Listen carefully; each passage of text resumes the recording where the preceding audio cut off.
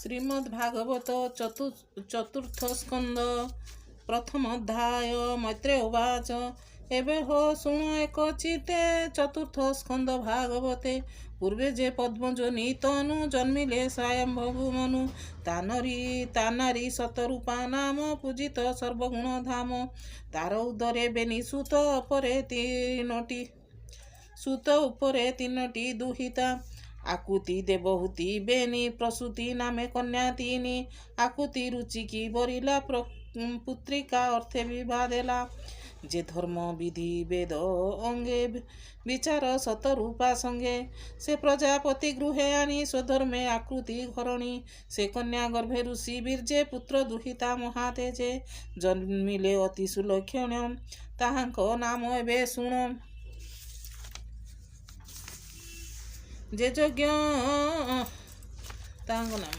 यज्ञ पुरुष तांक वंशे जन्म होइले विष्णु अंशे कन्या स्वरूपा सुलक्षणा ता नाम कल्पिला दक्षिणा से बेनी कन्या पुत्र आनी सुगृहे मुनिक घरणी निज अपत्य प्रिय भावे पाळई मनु वंश लाभे एमंते गला दिना केते से मनु अलंकार जुते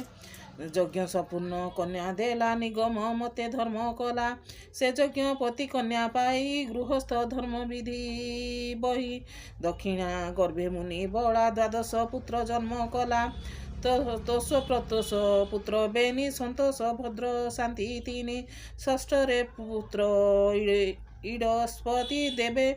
अधिक जारमती इंदु कवि जे विभुस्वाहं सुदेव द्वादशे रोचन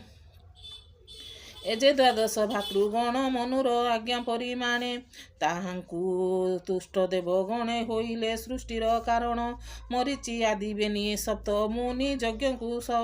इंद्रपद घेनी उत्तान पाद प्रिय व्रत एबेनी मनु राजा सुत एहांक वंशे राजा जेते पुत्र पौत्र प्रमिते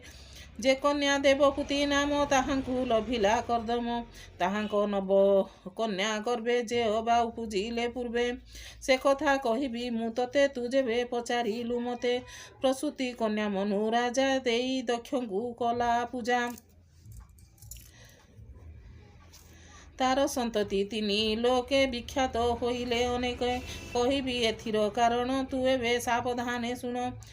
शुणन्ते नवमुनि वंश हरई अशेष कलमुष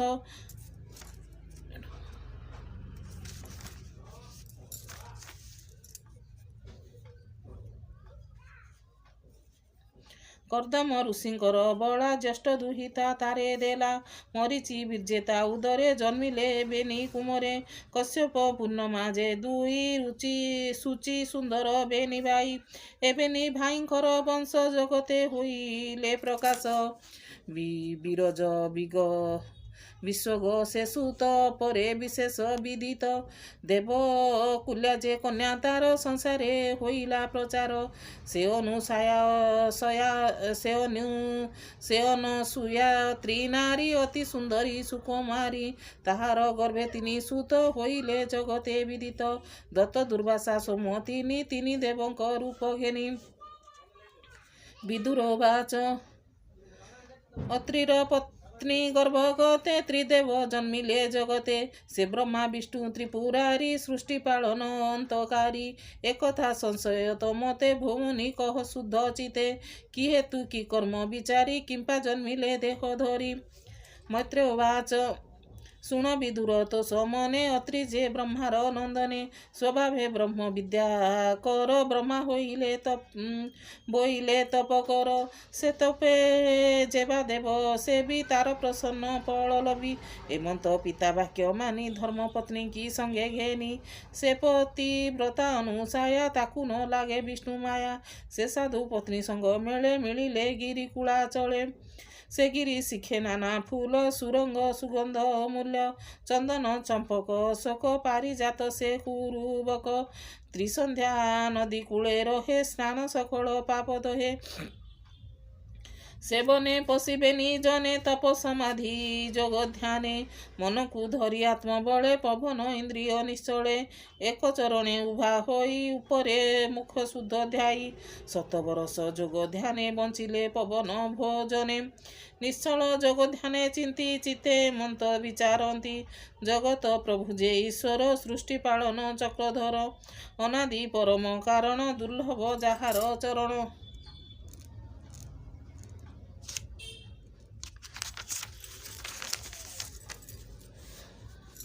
ଆମ୍ବର ସନ୍ତତି କାରଣ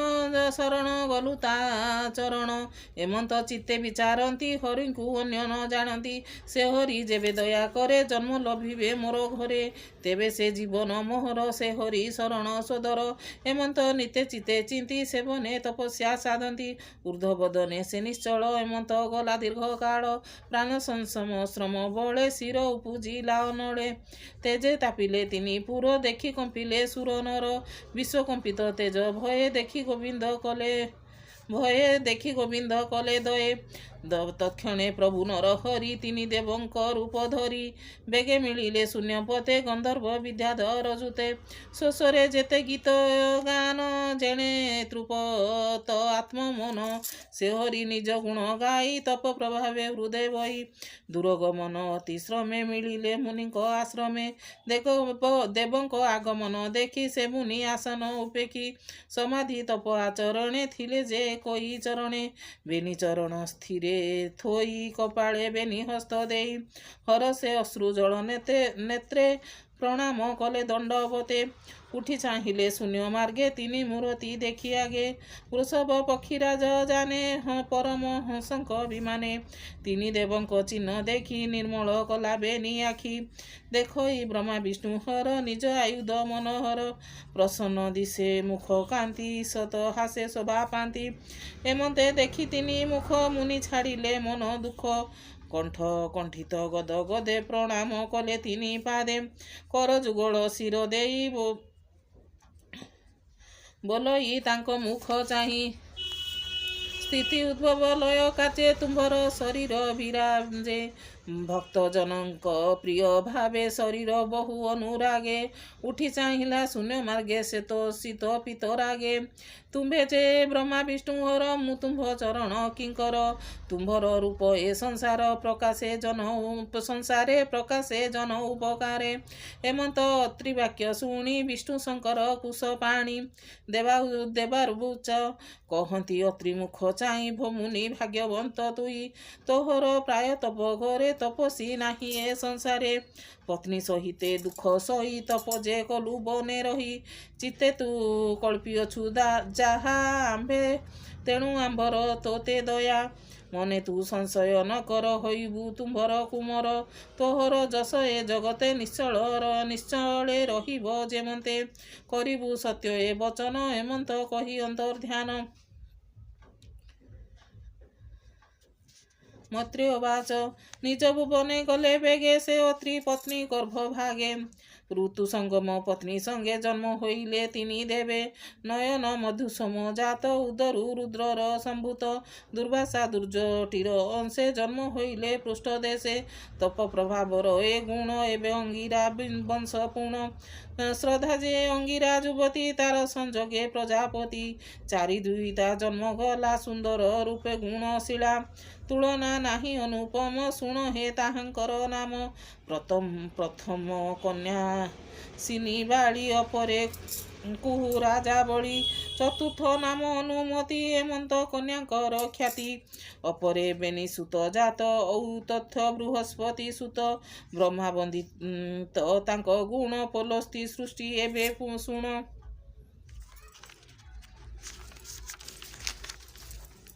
ଅଗସ୍ତି ହବିନାମ ବହି ଜନ୍ମିଲେ ବ୍ରହ୍ମତେଜ ଅଗସ୍ତି ହବିନାମ ବେନି ଜନ୍ମିଲେ ବ୍ରହ୍ମତେଜ ଘେନି ଏବେ ଏ ଯେ ସରୁଚି ମନନ୍ତରେ ବିଖ୍ୟାତ ଖ୍ୟାତି ତିନି ପୁରେ ସେ ପୁଣି ଅନ୍ୟ ଜନେ ଖ୍ୟାତ ବିସ୍ତ୍ରୋଳି ବିଶ୍ରବା ସମ୍ଭୂତ ଗୋତ୍ରୋଳି ପତ୍ନୀର ବଳା ଦୁର୍ଜୟ ପୁତ୍ର ପ୍ରସବିଲା କୁରୂପ ଦେଖି ତା ଶରୀର ତା ନାମ କଳ୍ପିଲା କୁବେର ପୁଣି ବିଶ୍ରବା ରୂପ ଘେନି ଅସୁରୀ ଗର୍ଭେ ପୁତ୍ର ତିନି ରାବଣ କୁମ୍ଭକର୍ଣ୍ଣ ନାମ ତେଜେ ତ୍ରିଲୋକ୍ୟ ନାମ ନାହିଁ ସମ ପୁଣି ଜନ୍ମିଲେ ବିଭୀଷଣ ବିଷ୍ଣୁର ଭକ୍ତ ମହାଜନ ପଲସ୍ତ ପୁତ୍ର ଭାନୁ ଗର୍ଭେ ତିନି ବାଳକ ସୃଷ୍ଟି ଲଭେ କେପାରେ ତାଙ୍କ ଗୁଣ ଚିନ୍ତି ଅନଳ ପ୍ରାୟ ତେଜ କାନ୍ତି ଜ୍ୟେଷ୍ଠର ନାମ କର୍ମ ଶ୍ରେଷ୍ଠ ଦ୍ୱିତୀୟ ବରିୟସୀ ଶ୍ରେଷ୍ଠ କନିଷ୍ଠ ସହିଷ୍ଣୁ ପ୍ରକାଶ ଏବେ ତୁ ଶୁଣ କର୍ତ୍ତୃବଂଶ କର୍ତ୍ତୃର ପତ୍ନୀ ନାମ କ୍ରିୟା ତା ପୁତ୍ର ଶୁଣ ପୁଣ୍ୟ ଦେୟା 60 ସହସ୍ର ବାଳ ଖିଲ୍ୟା ତା ଗର୍ଭେ ପୁତ୍ର ଉପୁଜିଲା କେପାରେ ତାଙ୍କ ଗୁଣ ଚିନ୍ତି ଅନଳ ପ୍ରାୟ ରୂପ କାନ୍ତି ଶୁଣ କହିବା ବଂଶ ଏବେ ବଶିଷ୍ଠ ଅରୁନ୍ଧତୀ ଗର୍ଭେ ନିର୍ମଳ ଶୁଦ୍ଧ ସତ ଋଷି ଭାନୁ ଉଦୟେ ତାହା ଘୋଷି ଶୁଣ ବିଦୁର ମନ ସୁଖେ କହିବା ଚିତ୍ରକେତୁ ମୁଖେ ଜ୍ୟେଷ୍ଠ ଚିତ୍ରକେତୁ ସରୋଚି ବିରାଜ ମିତ୍ର ବେନି ସୂଚି ଉଲ୍ଲଳ ବସୁଭୃତ ଜାତ ଦୁମାନ ଶକ୍ତିଙ୍କ ସମ୍ଭୂତ ଚିତର ବଂଶ ଏବେ କହି ଶୁଣ ବିଦୁର ମନ ଦେଇ ଅପୂର୍ବ ପତ୍ନୀ ଯେ ସେ ସ୍ୱଭାବେ ପୁତ୍ର ଜନ୍ମିଲା ତାଙ୍କ ଗର୍ଭେ ଦଧିଚି ନାମେ ମହାବୀର ସ୍ୱଭାବେ ଦିଶେ ଅଶ୍ୱଶିର କେ କରିପାରେ ତାଙ୍କ କେ କହିପାରେ ତାଙ୍କ ଗୁଣ ଏବେ ତୁ ଭୃଗୁ ବଂଶ ଶୁଣ ଭୃଗୁର ପତ୍ନୀ ଖ୍ୟାତି ଗର୍ଭେ ତିନି ଅପତ୍ୟ ସୃଷ୍ଟି ଲଭେ ଧାତା ବିଧାତା ବେନି ସୁତ କନ୍ୟା ଏ କମଳା ସମ୍ଭୂତ ଧାତା ବିଧାତା ବେନି କୂଳେ ସୁନ୍ଦର ରୂପ ବାଳ କାଳେ ସୁମର ସୁମେରୁ ପର୍ବତ ଦୁହିତା ଆୟତି ନିୟତି ସମ୍ଭୂତା ଏବେନି କନ୍ୟା ବେନି ଭାଇ ବିବାହ କଲେ ବେନି କୁହିଁ ସେ ବେନି କନ୍ୟା ଗର୍ଭଗତେ ଜନ୍ମ ଲଭିଲେ ବେନି ସୁତେ ମୃକୁଣ୍ଡ ପ୍ରାଣ ତାଙ୍କ ନାମ ସୁନ୍ଦର ସମନୁହ କାମ ମାର୍କଣ୍ଡେୟ ମୁକୁଣ୍ଡ ହେଲା ସଂସାରେ ଖ୍ୟାତ ସେ ଲଭିଲା ସେ ପ୍ରାଣୁ ଦେବ ଶିରା ହୁଏ ମୁନିକ ମଧ୍ୟ ମହାଶଏ ଉଷନା ମୁନି ଯାର ସୁତ କବିଙ୍କ ମଧ୍ୟ ମହାବ୍ରତ ସେ ସର୍ବମୁନି ମହାଜନ ସ୍ୱଭାବେ ତ୍ରିଲୋକ୍ୟ ଭାବନ ଏମନ୍ତ କର୍ଦ୍ଧମ ସନ୍ତତି କହିଲି ବନୁ ବଂଶ ଖ୍ୟାତି ଏ ଯଶ ଶୁଣତେ ସଂସାରେ ଜ୍ଞାନ ଅଜ୍ଞାନ ପାପ ହରେ ଏ ସ୍ୱୟଂଭୁ ମନୁ ସୁତା ସୁପ୍ରସୂତି ନାମେ ପ୍ରତିବ୍ରତା ତାହାର ପ୍ରିୟ ଶୁଦ୍ଧ ମତି ଜାନାମ ଦକ୍ଷ ପ୍ରଜାପତି ତା ବୀର୍ଯ୍ୟେ ପ୍ରସୂତିର ଗର୍ଭେ ଷୋଡ଼ଶ କନ୍ୟା ସେ ପ୍ରସବେ ଜନ୍ମିଲେ ନାମ ସୁଲୋଚନୀ ସୁରୂପେ ତ୍ରିଭୁବନ ମୋହିନୀ ଧର୍ମକୁ ତ୍ରୟୋଦଶ ନାରୀ ଦେଲା ସେ ଅଳଙ୍କାର ଭରି ଅଗ୍ନିକୁ ଏକ କନ୍ୟା ଦେଲା ପିତୃପୁରୁଷ ଏକ ବଳା ଅପରେ ନାରୀ ସତୀ କନ୍ୟା ସୁଗୁଣା ପ୍ରତିବ୍ରତା ଧନ୍ୟା ଅନେକ ମତେ ତାର ଗୁଣ ଶିବଙ୍କୁ କଲା ସେ ପ୍ରଦାନ ଶ୍ରଦ୍ଧା ମୈତ୍ରୀ ଦୟା ଶାନ୍ତି ତୁଷ୍ଟି ପୃଷ୍ଟି କ୍ରିୟା ଉନ୍ନତି ତିତିକ୍ଷା ମୂର୍ତ୍ତି ବୁଦ୍ଧି ମେଧା ଲଜ୍ଜା ସହିତେ ପର ସିଦ୍ଧା ଏମନ୍ତ ଧର୍ମ ଏତେ ନାରୀ ଦକ୍ଷର ଭାବେ ବିବାହ କରି ଶ୍ରଦ୍ଧା ସତ୍ୟକୁ ପ୍ରସବିଲା ମୈତ୍ରୀ ପ୍ରସାଦେ ଉପୁଜିଲା ଅଭୟ ହେଲା ଦୟା ଠାରୁ ଶ୍ରମ ଯେ ଜନ୍ମିଲା ଶାନ୍ତିରୁ ହର୍ଷରୁ ତୁଷ୍ଟି ପ୍ରସବିଲା ପୃଷ୍ଟିରୁ ଗର୍ଭେ ଯେ ହୋଇଲା ଯୋଗ ହୋଇଲା କ୍ରିୟା ଠାରୁ ଦର୍ପକ ଉନ୍ନତି ଗର୍ଭରୁ ଅର୍ଥରୁ ବୁଦ୍ଧି ଉପୁଜିଲା ଶ୍ରୁତି ଯେ ମେଧାରୁ ଜନ୍ମିଲା ତିତିକ୍ଷା ପ୍ରସବିଲା କ୍ଷମ ବିନୟ ଲଜ୍ଜାରୁ ଜାଣିମ କ୍ଷମ ପ୍ରସୂତି କ୍ରିୟା ହୁଏ ମୂର୍ତ୍ତିର ସୁତ ଏବେ କ୍ଷମ ପ୍ରସୂତି କ୍ରିୟା ତହୁଁ ମୃତ୍ୟୁର ସୁତ ଏବେ କହୁଁ ଯହୁଁ ଆଶ୍ରିତ ସର୍ବଗୁଣ ସେବେନି ନର ନାରାୟଣ ଏବେନି ପୁତ୍ର ଜନ୍ମ ଦିନ ଆନନ୍ଦ ଏ ତିନି ଭୁବନେ ଦିଶେ ଗଗନ ଗିରି ନଦୀ ଆନନ୍ଦେ ହୁଲ୍ଲୋଳ ଜଳଦି ଗଗନ ପୁରେ ତୁରି ଘୋଷ ନିର୍ଗମେ କୁସୁମ ବରସେ ସକଳ ମୁନି ସ୍ତୁତି କରି ରଙ୍ଗେ ନାଚନ୍ତି ଅପସରି ଗନ୍ଧର୍ବ କିନ୍ନର ଆନନ୍ଦେ ଗାବନ୍ତି ବିଦ୍ୟାଧର ବୃନ୍ଦେ। ସକଳ ଗୃହ ଅନୁକୂଳେ ଉଛୁଳେ ପରମ ମଙ୍ଗଳ।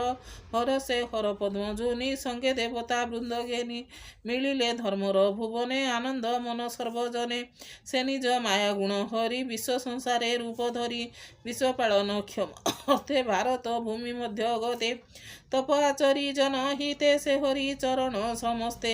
ସେ ହରି ସୃଷ୍ଟି ଲୟ ଅର୍ଥେ ଆମ୍ଭକୁ ସର୍ଜିଲା ଜଗତେ। ସର୍ବଲକ୍ଷଣ ଅର୍ଥେ ହରି ଆମ୍ଭକୁ ବେନିରୂପ କରି। ପରିପାଳନ ତପ ବଳେ ଆସନେ ଧରିଣ ମଣ୍ଡଳେ। ଶ୍ରୀନିକେତନ ତିନି ନେତ୍ର କ୍ଷଣେ କିଞ୍ଚିତ ସେ ପବିତ୍ର। ସଂସାର ନବ ସୁଖେ ତରେ ଯେ ପ୍ରାଣୀ ତୋତେ ଆଶ୍ରା କରେ। ଏମନ୍ତ ସୁରଗଣେ ଗାଇ ସ୍ତୁତି କରନ୍ତି ମୁଖ ଚାହିଁ। ଜଗତ ହିତେ ତପ ଅର୍ଥେ ସେ ଗନ୍ଧ ମାର୍ଦ୍ଧନ ପର୍ବତେ। ମିଳିଲେ ଶୁଭ ଭଗ୍ନ ବଳେ ଭାରତ ଭୂମି ସୁମଙ୍ଗଳେ। ସେ ବେନି ରୂପ ବିଷ୍ଣୁ ଅଂଶେ ଜନ୍ମ ହୋଇଲେ ଧର୍ମ ବଂଶେ। ଭୂମିର ଭାରା ନିବାରଣେ ଜଗତ ପରମ କାରଣେ। ସମ୍ଭବେ ଯଦୁ କୁରୁ ବଂଶେ କୃଷ୍ଣ ଅର୍ଜୁନ ବିଷ୍ଣୁ ଅଂଶେ। ଅଗ୍ନିରେ ସ୍ୱାହା ସ୍ୱଧା ନାରୀ ତିନି ଆପତ୍ୟ ଜନ୍ମ କରି। ପାବକ ପବମାନ ସୂଚି ହୁତ ଭୋଜନ ଜଳ ରୁଚି। ଏ ତିନି ବୀର୍ଯ୍ୟ ଅଗ୍ନି ଗଣେ ଜନ୍ମିଲେ ସଂସାର ଧାରଣେ। 49 ରୂପ ହୋଇ ତେଜେ ଗଜନ୍ତି ସ୍ୱର୍ଗମୟୀ। ସ୍ୱଚ୍ଛନ୍ଦେ ପିତୃଗଣ ସଙ୍ଗେ ମିଳନ୍ତି ବୈତାଳିକ ରଙ୍ଗେ। ଯେ ବ୍ରହ୍ମାବାଦୀ ବିପ୍ର ଗଣେ ଯେ ସେ ଯଜ୍ଞ ମନ୍ତ୍ର ଉଚ୍ଚାରଣେ। ଅଗ୍ନିକୁ କରନ୍ତି ବରଣ ତାହାଙ୍କ ନାମ ଏବେ ଶୁଣ। ଅଗ୍ନି ସୁଧା ଯେ ହବିଷଦ ସୋମପା ଆଜପ୍ୟ ସୁବେଦ। ଅଗ୍ନିର ପତ୍ନୀ ସ୍ୱାହା ନାମ ସ୍ୱରୂପେ ଗୁଣେ ଅନୁପମ। ତାର ଉଦରେ କନ୍ୟା ବେନି ଜନ୍ମିଲେ ପିତୃରୂପ ଘେନି। ଅଷ୍ଟବସୁଙ୍କ ନାମ ଭଣୀ ଯାନାମ ବିଷ୍ଣୁ ତା ଘରଣୀ। ଯାନାମ ବିଷ୍ଣୁ ତା ଧରଣୀ। ସେ ବେନି କନ୍ୟା ଯୋଗ ଜ୍ଞାନୀ ବଞ୍ଚନ୍ତି ଭୁବନ ପାବିନୀ। ଏମନ୍ତ ଦକ୍ଷ ପ୍ରଜାପତି ତାର କୁମାରୀ ନାମ ସତୀ। ଈଶ୍ୱର ପତ୍ନୀ ସେ ସ୍ୱଭାବେ ତାର ଚରିତ ଶୁଣ ଏବେ। ଆତ୍ମା ସଦୃଶ୍ୟ ପୁତ୍ର ଗର୍ଭେ ସେ ସତୀ କେଭେ ନ ଲେବେ। ପିତାର ଯଜ୍ଞଶାଳେ ଯାଇ ସ୍ୱାମୀର ଛଳେ କ୍ରୋଧ ବହି। ଦେବଙ୍କ ମଧ୍ୟେ ଯଜ୍ଞଶାଳେ ଜୀବନ ଛାଡ଼ିଲା ଅନଳେ। ଚତୁର୍ଥ ସ୍କନ୍ଧେ ଭାଗବତ କହଇ ବିପ୍ର ଜଗନ୍ନାଥ। ଇତି ଶ୍ରୀମଦ୍ଭାଗବତେ ମହାପୁରାଣେ ପରମହଂସ ସଂହିତାଏ 82 ଚତୁର୍ଥ ସ୍କନ୍ଧେ ମୈତ୍ରେୟ ବିଦୁର ସମ୍ବାଦେ ନାମ ପ୍ରଥମ ଅଧ୍ୟାୟ।